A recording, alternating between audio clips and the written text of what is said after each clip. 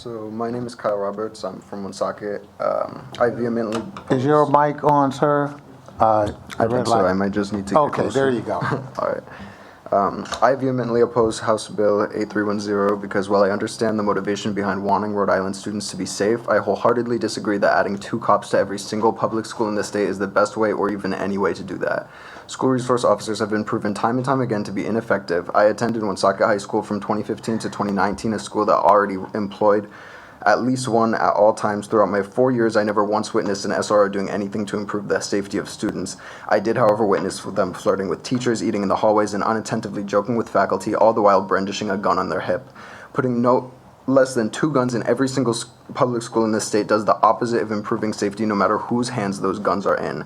I personally have always felt less safe in the presence of armed police, and I was a white kid who had historically much less reason to worry than black and brown kids I went to school with. Additionally, I have a couple years experience as interning faculty in Woonsocket elementary schools as a teacher assistant, and I've seen firsthand how the implicit and internal biases that faculty can have affect the way that children of color, specifically black children, are disciplined.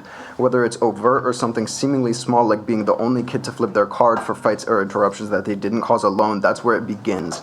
And changing the final punishment from cooling off in the principal's office to an actual confrontation with a literal police officer is an extreme, unjustified, and dangerous response, but it's what would happen if this bill comes to pass.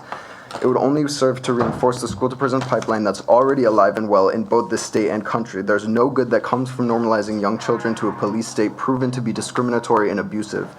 And it's far from just personal experiences that show this. There's plenty of evidence spanning multiple decades that prove SROs are ineffective as a whole, while also disproportionately over-policing students of color for simple behavioral infractions. I understand that in the wake of Uvalde and Sandy Hook and far too many others, keeping our young children safe is a priority, but as we've seen in Parkland, an SRO isn't guaranteed or even likely to face an active shooter. We just saw in Uvalde, the police arrived mere minutes after the shooter, but waited over an hour.